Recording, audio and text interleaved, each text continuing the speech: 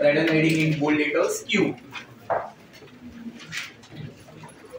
Heading आ जाएगा Q.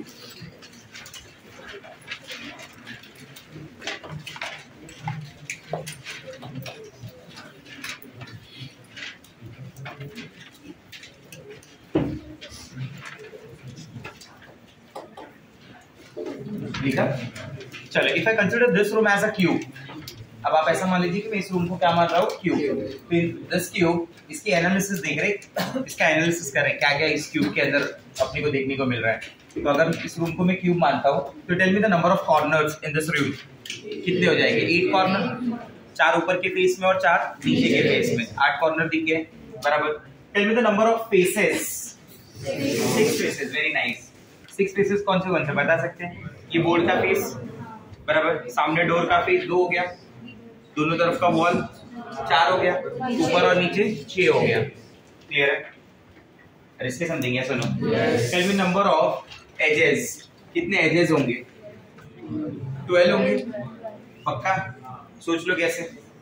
Start करते काउंट करना. This is 1 2 3 4. समझो, ये कॉर्नर की बात कर रहा हूं. 1 2 ऊपर 3 नीचे 4, सामने ऊपर 5 नीचे 6, राइट एंड लेफ्ट 7 एंड 8 9 10 11 12. समझा 12? अरे हाँ या ना? ठीक है. So let's see. सबसे पहला स्प्लिट बराबर है एनालिसिस का.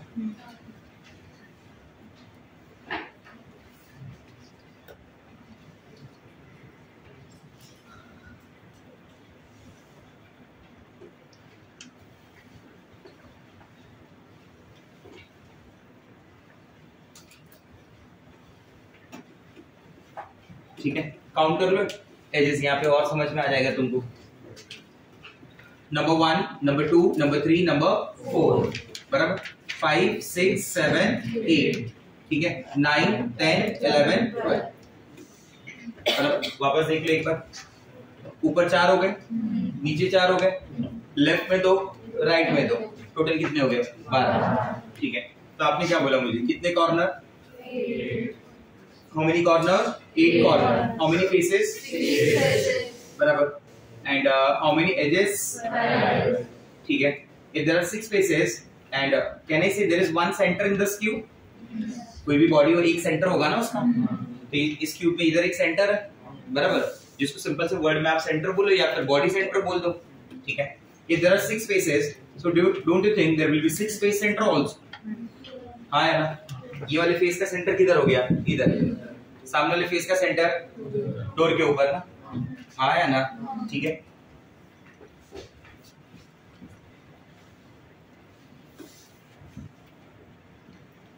कितने एजेस? कितने? 12. so there will be 12. there will be 12 edge center. बराबर. 1 body center, 6 face center, 12 edge center.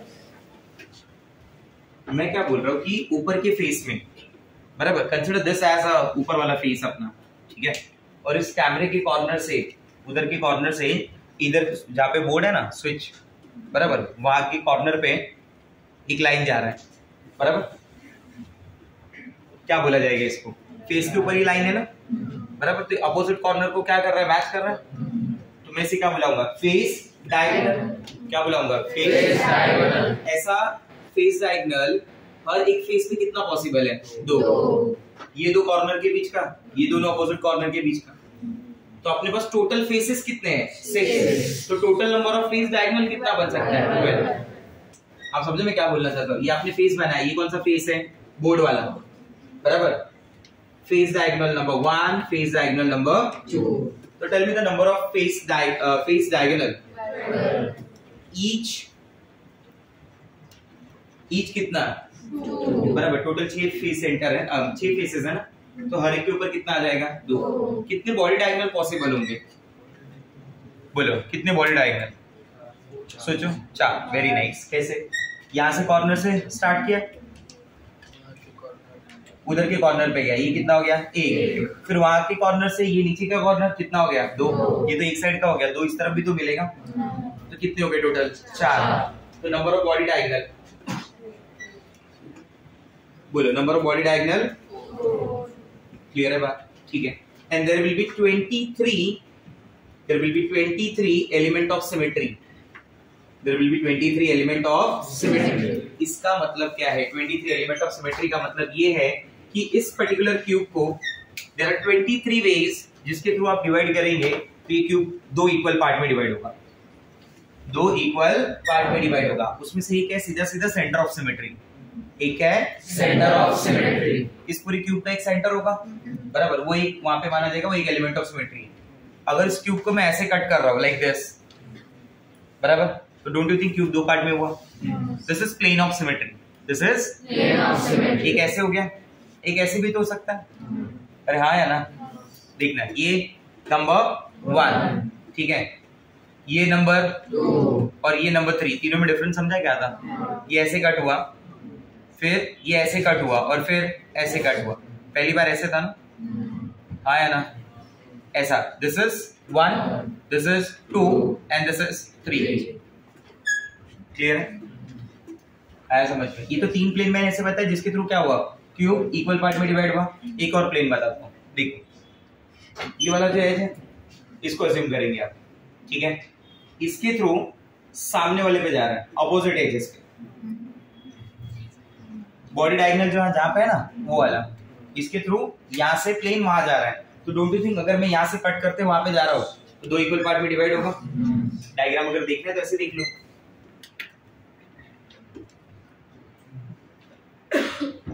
आप समझ रहे हो मैं क्या बोलना चाहता हूँ गाइस? कहां से कहां स्टार्ट हो रहा है बताओ? यहां से स्टार्ट हो रहा है और इधर जा रहा है, क्या बोलते हो, हाँ या ना?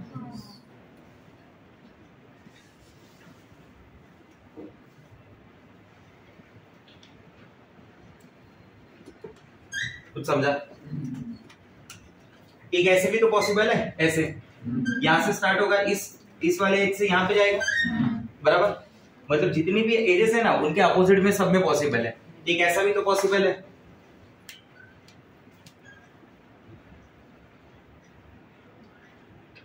एक तो ये बता दिया ना मैंने। अब ये दोनों तो आप खुद ही समझ गए कि ऐसा भी पॉसिबल होगा। सर या तो ऐसे कट करो या तो ऐसे कट करो, एक ऐसे भी तो पॉसिबल है, क्या बोलते हो, हाँ या ना? ये अपने रूम में किधर है बताओ? ये अपने रूम में कहां पे है? यहां से वहां पे। These are called body diagonal planes. These are called body diagonal planes. इसको अपन body diagonal plane बोला है, which divide the cube into 2 equal halves. समझा? तो these are called plane of symmetry. These are called plane of symmetry. ये word सुना है कि नहीं सुना है आपने अभी तक? एचडी में आपने पढ़ा होगा ना सिमेट्री के बारे में, बराबर, कि there is center of symmetry, there is axis of symmetry, there is plane of symmetry, there is alternate axis of symmetry, ऐसे कई सारे टर्म्स हैं वहां पे, बराबर। जिस मॉलिक्यूल के पास पीओएस है वो मॉलिक्यूल ऑप्टिकली इनएक्टिव, जिस मॉलिक्यूल के पास पीओएस नहीं है वो मॉलिक्यूल ऑप्टिकली एक्टिव। आया समझ में? प्रेजेंस ऑफ पीओएस और presence of POS and COS वो सभी डिसाइड करता है कि whether the molecule is optically active और inactive, बराबर। कायरलिटी जो है कार्बन का होना है, कायरल कार्बन का होना है नहीं होना is not the necessary criteria for compound to be optically active. आपको ऐसा भी बोला रहेगा कि there are few compounds in which there is no chiral carbon but still those compounds are optically active, बराबर। ऐसे भी compounds है जिनके अंदर chiral carbon ही नहीं है वो भी optically active होते हैं। कुछ ऐसे भी compound है जिनमें chiral carbon is there but those compounds are optically inactive। तो दोनों बातें, मतलब वो नेसेसरी क्राइटेरिया नहीं है, वो ऐसी क्राइटेरिया नहीं है जो डिसाइड कर देगी। तो वो क्राइटेरिया कौन होती है? पीओएस, समझा? अपार्ट फ्रॉम दिस आपके पास ये तो क्या हुआ, प्लेन ऑफ सिमेट्री ना। अगला मैं बोलता हूँ axis of symmetry. Check this, axis of symmetry. मैं एक बॉडी डायगोनल एक्सिस कंसीडर कर रहा हूँ। बॉडी डायगोनल एक्सिस समझेगा कहां से कहां पे? यहां से पास हो रहा है, यहां से आ रहा है, कुछ समझ रहा है बात? तो ये क्यूब को क्या करेगा? 2 इक्वल पार्ट में डिवाइड करेगा, बराबर। तो ऐसी कितनी सिमेट्री मिल सकती है? 23 एलिमेंट ऑफ सिमेट्री जो क्यूब को 2 इक्वल हाफ में डिवाइड कर। आप समझे मेरी बात? ठीक है, तो ये पता होना चाहिए आपको। क्लियर हुआ एनालिसिस ऑफ क्यूब के बारे में क्या बोला मैंने, बराबर। Check this.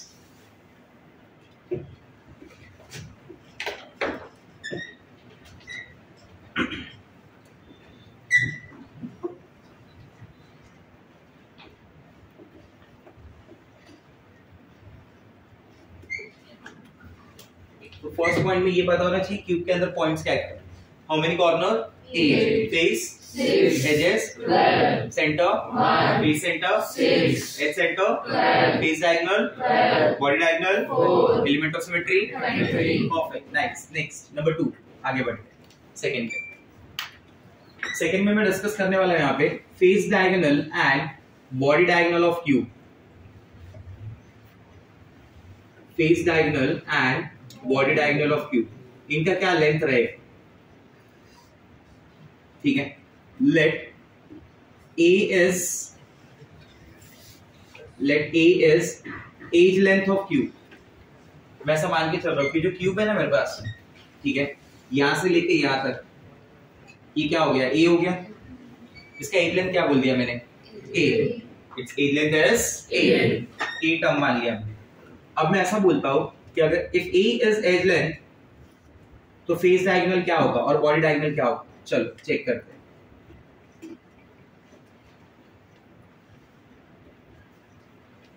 Check this, cube connect, ये फेसेस कनेक्ट हो गए, क्यूब बन गया अपने पास। बोलो हाँ या ना? ये A पॉइंट, ये B पॉइंट और ये C पॉइंट, इसे क्या बुलाओगे? ये क्या है? बोलो भाई क्या है ये? बराबर ना? तो मैं अगर ऐसा बोलता हूँ इन ट्रायंगल ABC, क्या बोल रहा हूं मैं? इन ट्रायंगल ABC। क्यूब के 3 पॉइंट का नाम समझा, इसको मैंने A बोल दिया, इसको B बोल दिया और इसको C। ट्रायंगल कौन सा बन गया? बराबर, जिसमें ये एंगल क्या है मेरे पास? Are you sure? तो in triangle ABC by applying Pythagoras theorem, in triangle ABC by applying Pythagoras theorem, can I write it like this, that AC square, what do you say? Yes or no? AC square is equal to AC square plus BC square. Yes, Virat Kohli square. Let's see.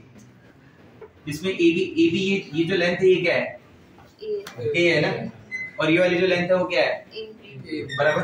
तो क्या लिखूंगा मैं? बोलो A square plus कितना आ जाएगा? So AC क्या हो गया? AC is equal to, आया समझ में? तो क्या ऐसा फिक्स हो गया कि फेस डायगोनल जो होगा, फेस डायगोनल कितना आएगा? √2 है। ठीक है, let's calculate body diagonal also.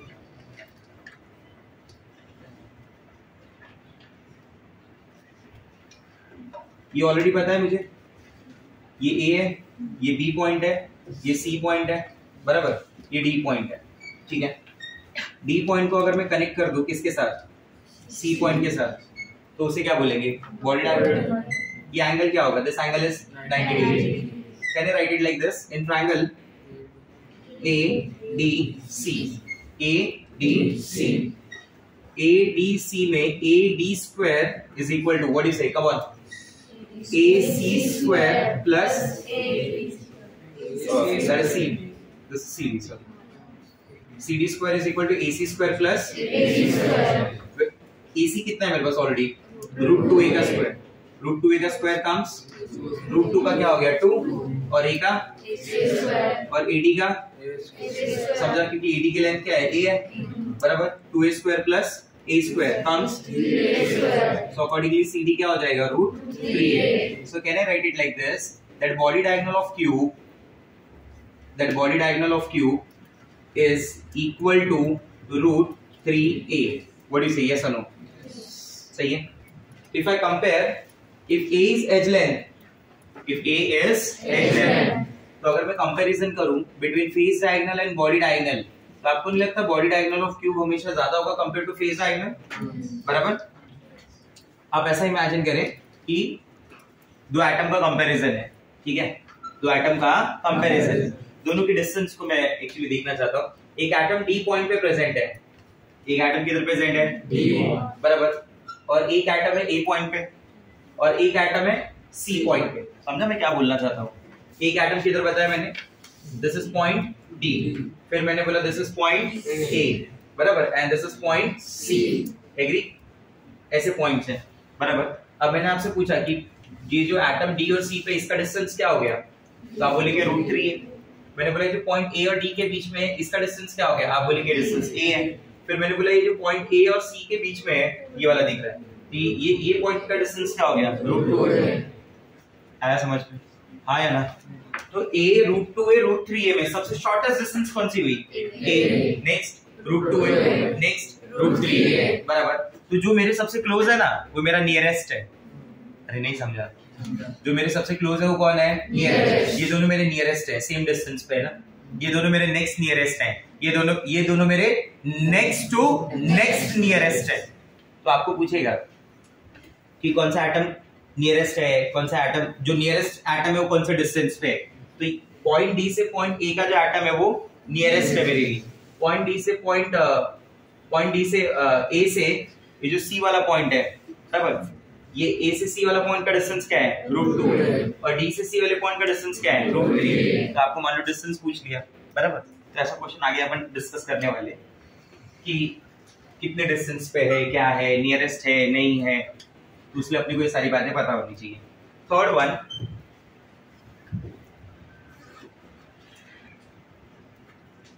contribution of atoms at various position,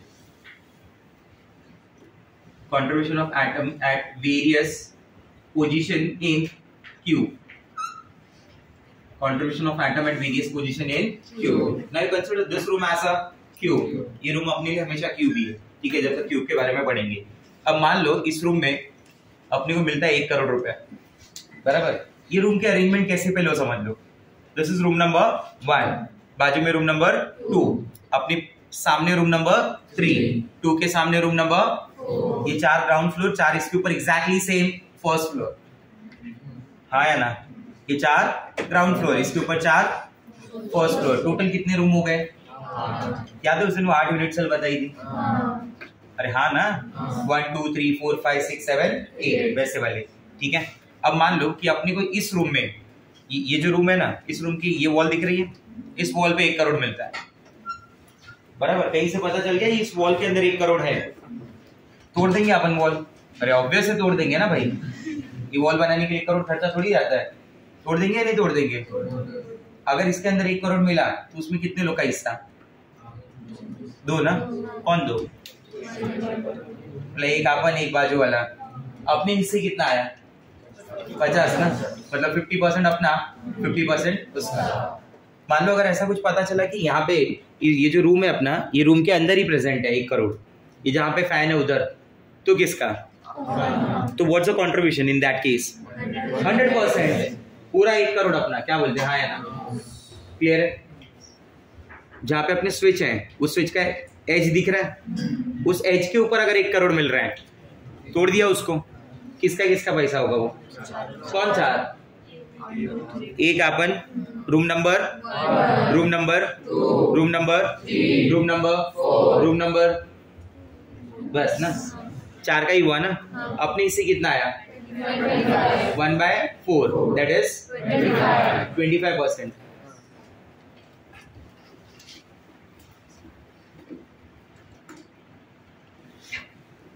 कितना आया अपने पास? 25 ना? क्लियर है? नाउ दैट 1 करोड़ is at corner of this cube. वो कॉर्नर दिख रहा है उधर वाला, बराबर, एसी के सामने वाला एकदम उस पॉइंट पे। तो अपने हिस्से कितना आया? तोड़ दिया वो कॉर्नर। अब वो तोड़ा तो किसके किसके हिस्से में आएगा पैसा अगर उधर मिला तो? रूम नंबर बताओ। रूम नंबर 1 में आएगा, अपने पास आएगा? हाँ बोला, हाँ आया। Room number 2, room number 3, room number 4, और ऊपर चारों रूम में बोला हाँ। तो अपने हिस्से कितना आया? बराबर। These are the various positions of atom in a cube. These are the various position of atom in a cube. That atom can be present at face center. That atom can be present at face center. That atom can be present at body center. That atom can be present at edge center. That atom can be present at corner. समझा? तो अगर मैं ऐसा बोलता हूँ, सुनना बात को ध्यान से,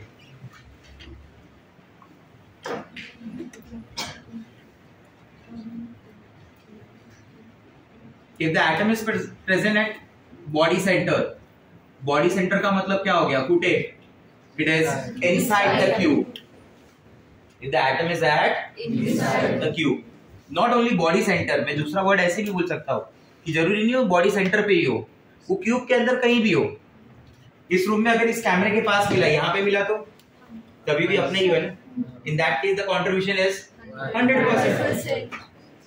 नहीं समझा मेरा बात? ये वाटर प्यूरिफायर जहाँ पे लगा है उसके साइड में मिला, तो वॉल, ये वॉल फ्लोर और ये जो वाटर प्यूरिफायर है, इन दोनों के बीच में इधर 1 CR मिला, तो ये किसका? बाजू वाले का हुआ? नहीं, किसी का नहीं, अपने ही हुआ ना। हाँ है ना, आपस में बांट के खत्म कर लेंगे। क्या बोलते हैं? सुनो, आओ, इसलिए नहीं मिल रहा है। If the atom is inside the cube or it is at body center, then the contribution will be 1. बराबर? Either you say 1 or you say 100%. बराबर? तो अपन बोलते हैं ऐसे केस में जो contribution है वो कितना होगा? 100%. If that atom is at, बातें नहीं please.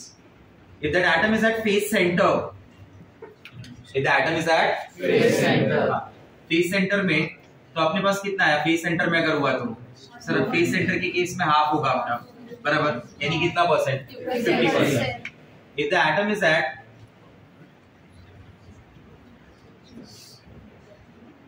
H center, then the contribution is 1/4 का मतलब क्या होता है? 25%.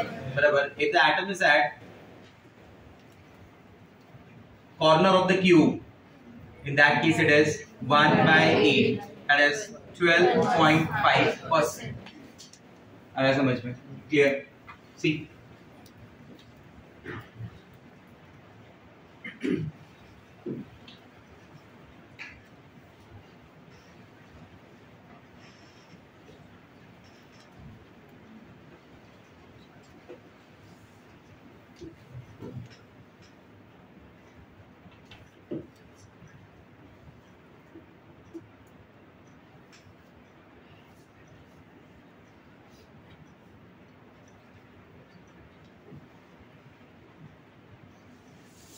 बराबर?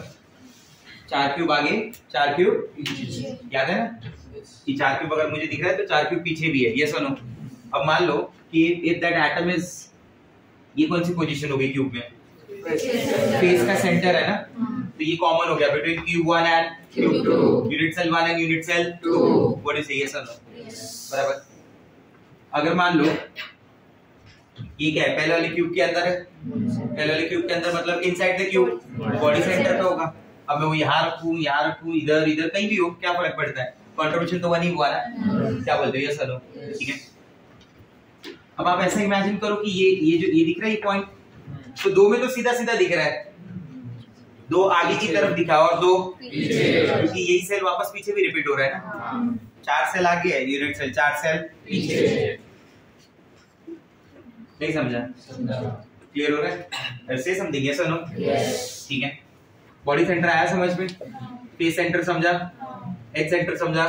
अब सी कॉर्नर, ये कॉर्नर हुआ, बराबर? ये पॉइंट को देखना ध्यान से। अभी 4 तो क्लियर दिख गया मुझे, it is a common point between unit cell 1, unit cell 2, unit cell 3, unit cell 4। 4 आगे, 4 पीछे,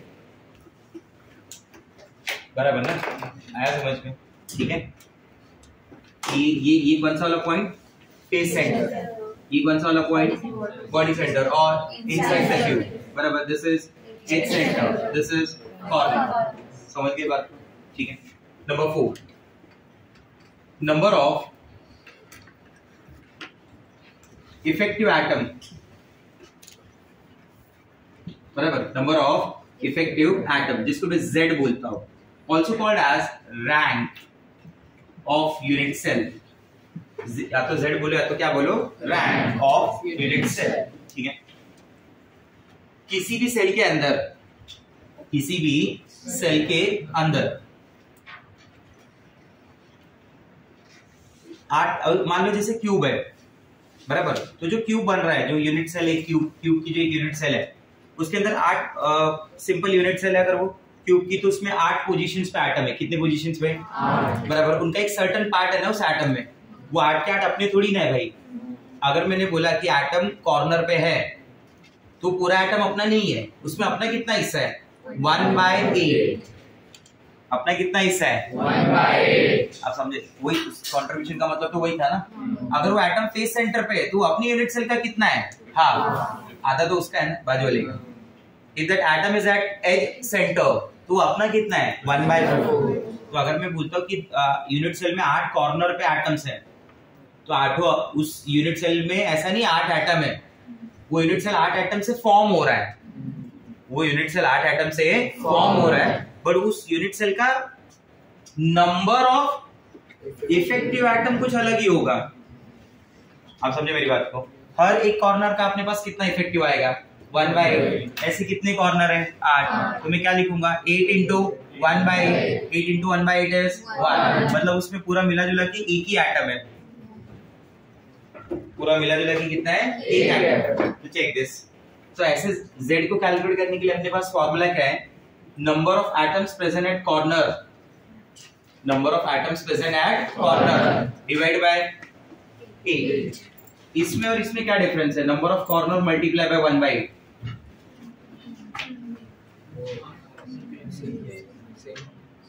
आंसर एक ही आएगा ना, कि अलग अलग हो गया कुछ, ठीक है। तो ऐसे लिख रहा हूं, सॉल्विंग के टाइम पे ऐसे सॉल्व करूंगा ताकि आपको समझ में आए, फॉर्मूले में नहीं लिख रहा वैसा। Plus number of atom inside cube, number of atom inside cube divide by 1, उसका तो अपना पूरा ही है ना भाई।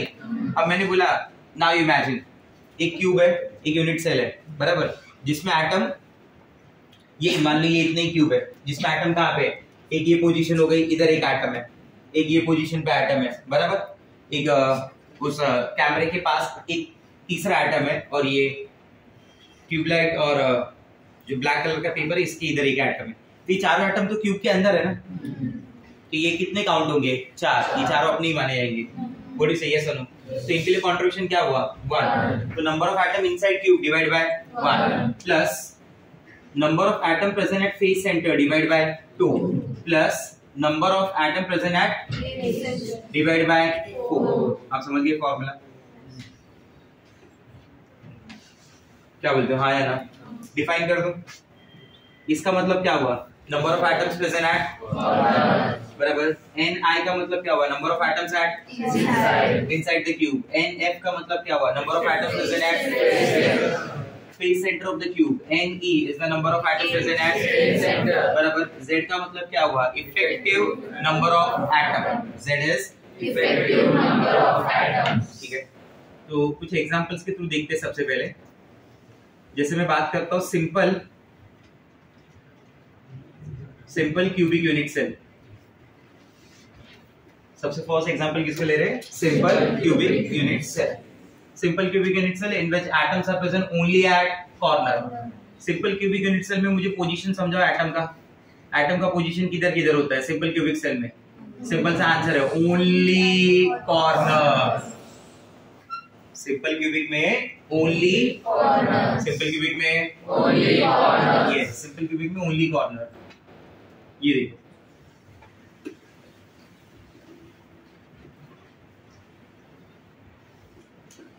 चेक दिस, ठीक है, क्लियर है। This is number 1, number 2, number 3, number 4, number 5, number 6, number 7, number 8. Atoms are present only at corners. चल, let's find out the Z. Z क्या हो जाएगा, कितने हैं 8, किधर है कॉर्नर पे, तो उस फॉर्मूले के हिसाब से ये तो है ही नहीं, तो सीधा क्या हो गया NC डिवाइड बाय 8, मतलब 8 into 1/8। Effective number of atom क्या हो गया, मतलब इसमें इफेक्टिवली मिला के एक ही एटम है, हाँ या ना। तो अगर मैं आपसे ऐसा क्वेश्चन पूछूं कि नंबर ऑफ लैटिस पॉइंट, इसके अंदर कितना लैटिस पॉइंट है, तो आपका आंसर क्या आएगा 8 लैटिस पॉइंट है ना। अरे 8 लैटिस पॉइंट है ना भाई, ये क्या बोले जाते हैं लैटिस पॉइंट ना। अगर इस फॉर्मेशन को बनाना है, इस फॉर्मेशन को दिखाना है, तो you need how many sphere, we need 8 sphere. But वो 8 स्फीयर का अपनी यूनिट सेल में कंट्रीब्यूशन क्या होगा 1/8, क्योंकि जब ये यूनिट सेल बनेगा ये इतना छोटा तो होता नहीं है साइज में। मैंने क्या बताया था आपको, ये कैसा होगा, ये 1, ये 2 ना, ये 3 और ये 4, ऐसा 4 आगे की तरफ और 4 पीछे की तरफ। क्या बोलते हो हाँ या ना। इसमें क्यूब बनता तो कैसे बनता, ये ऐसे बनता, देखो ये सुनो, ये पीछे चला गया, दिख रहा है? एक सर्टेन पार्ट ही है ना जो मेरे क्यूब के अंदर है, मेरे यूनिट सेल में, बाकी तो दूसरे यूनिट सेल का पार्ट है। तो अपनी यूनिट सेल में कितना पार्ट है इसका? भले 1/4 दिख रहा होगा, है कितना? 1 बाय इधर इधर इधर, पीछे के चारों में भी, और ये बीच का पार्ट क्या है? खाली है ना, एम्प्टी स्पेस है ना। तो मतलब मेरे पास इफेक्टिव कितने एटम है? एक ही। तो क्वेश्चन समझना क्या होगा? Number of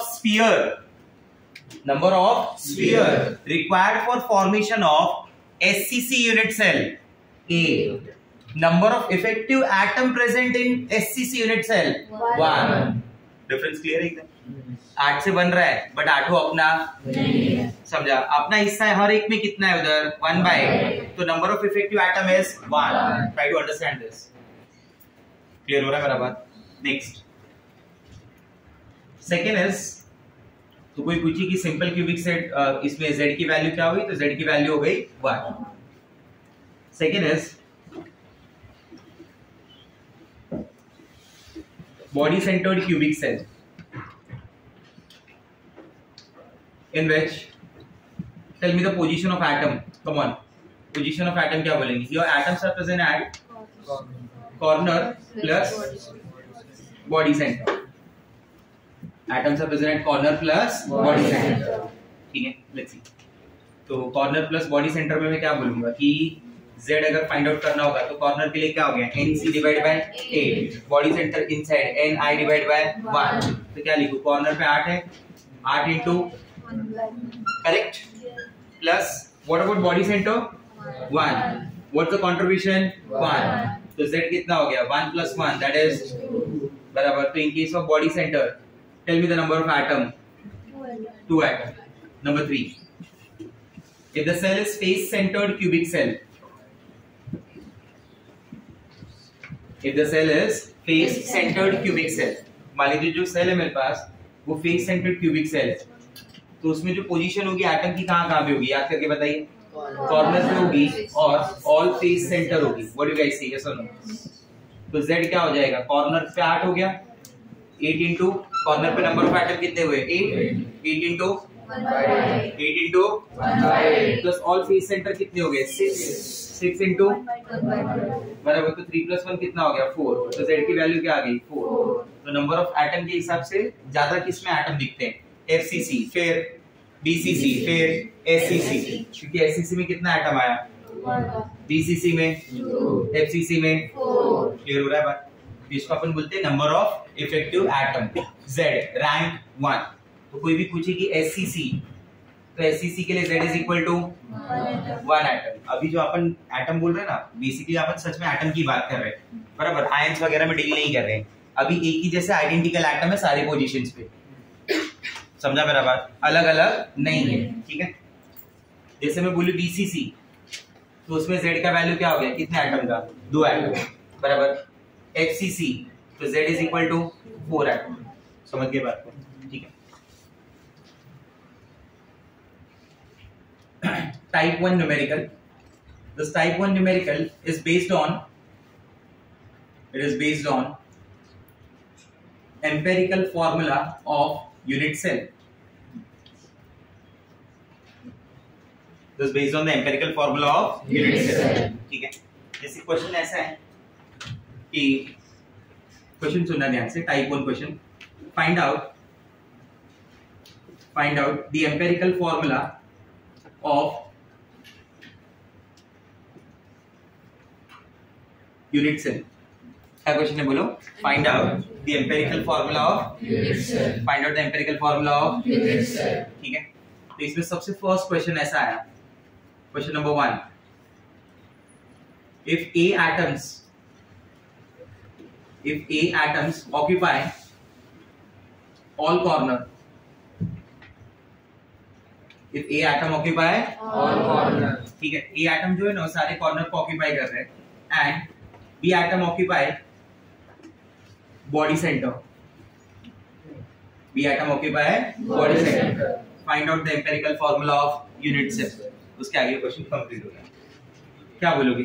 A atom occupy all corner ना, इस बार दोनों जगह पे एटम अलग अलग बोल दिया ना उसने सेल बनाने के लिए, बराबर? तो अपन A अलग कैलकुलेट करेंगे और B अलग कैलकुलेट करेंगे, फिर बाद में मर्ज कर देंगे।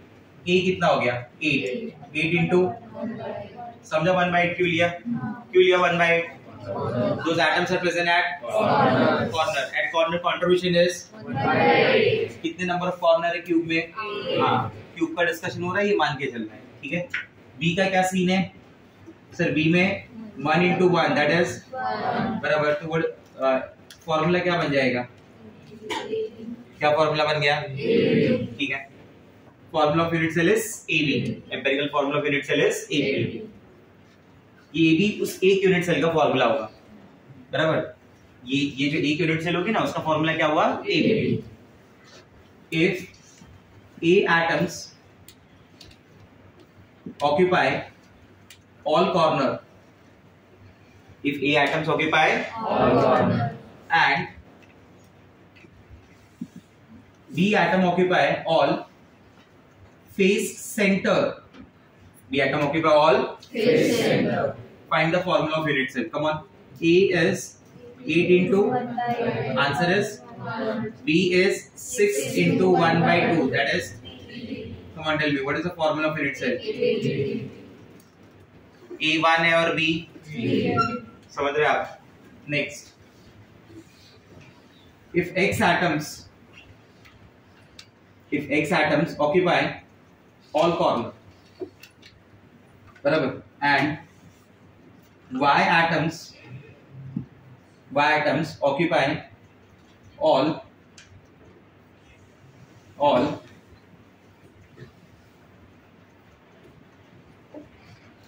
X center बराबर क्या फॉर्मूला हो जाएगा बताओ ये x हो गया ये y हो गया x के लिए क्या लिखो तुम बताओ x कहाँ पे है कॉर्नर पे है ना कॉर्नर पे कंट्रीब्यूशन क्या हो गया बोलो 8 into 1/8 is बराबर y पे क्या हो जाएगा y कितना है 12 है 12 into 1/4 कितना हो जाएगा 3 थोड़े सा formula of unit cell x square 3 समझा बात ठीक है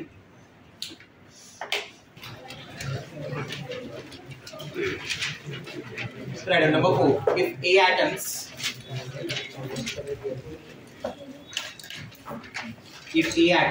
are present at all corner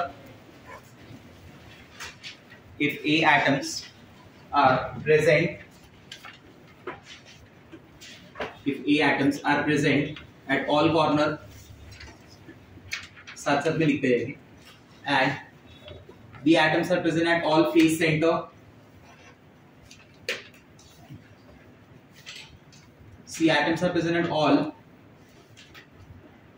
X center and D atom is present at body center वही सेम क्वेश्चन है find the empirical formula of unit cell क्या हो जाएगा बताओ A का कंट्रीब्यूशन क्या हुआ 8 into 1/8 8 into 1/8 is 1 देख लो एक बार B कितना हो जाएगा 6 into 1/2 that is 3 C क्या हो जाएगा बोलो डोंट राइट एनीथिंग देख लो एक बार 12 into 1/4 कितना हो जाएगा 3 और D का क्या हो जाएगा 1 into 1 that is 1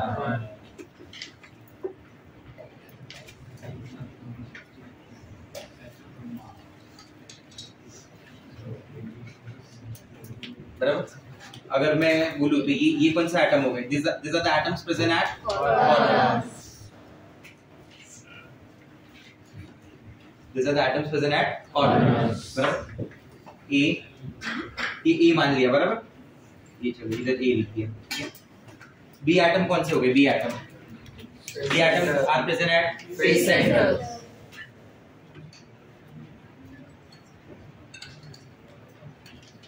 B atoms are present at face center इसको B मान लिया है ठीक है C atoms are present at बोलो C atoms are present at X center बराबर क्लियर ये C हो गया ठीक है ये D हो गया परफेक्ट बराबर तो find the empirical formula of unit cell formula क्या हो जाएगा इस सेल का इस यूनिट सेल का formula A1 B3 C3 D1 ठीक है इसके अंदर एक क्वेश्चन और पूछा उसमें if 25% A 50% B and 75% C atoms are removed. बराबर? If 25% A, 50% B and 75% C atoms are removed. वही find the formula of empirical formula of unit cell. देख लो ध्यान से. A कितना था अपने पास? 8 का 25% रिमूव. 8 का 25% क्या होता है? बराबर, यानी क्या आ गया? 8 minus 2 यानी 6. 6 into 1 by 8. 6 by 8. 6 by 8 is 3 by 4. What about B? B कितना था? 6 था. कितना रिमूव करने बोला है? 50%. B का 50%, 6 का 50% is 3. So can I write it like this? 3 into 1 by 2. That is 3 by 2. C क्या हो जाएगा? 12 था. 75% is removed. 12 का 75% is 9. 9 रिमूव कर दिया. कितना बचा? 3 into कितना आ जाएगा बोलो? 3 by 4. What about D? D पे कोई फर्क नहीं पड़ा. 1 minus 0 is 1. 1 into 1 is 1. What is the formula of empirical formula of unit cell? बोलो. A 3 by 4. B 3 by 2. C 3 by 4. D 1. This is the empirical formula of one unit cell. अगर ये option में नहीं रहेगा तो ये whole number के terms में रहेगा. बराबर? क्या करें? Multiply by 4.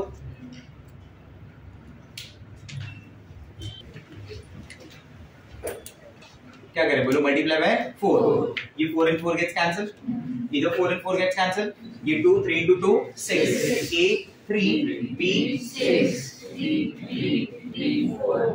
4 ना. 5 क्यों? समझा नहीं समझा? ठीक है, अगर वो ऑप्शन में नहीं है तो. सेकंड क्वेश्चन में ऐसा बोल रहा हूं मैं कि all atoms are removed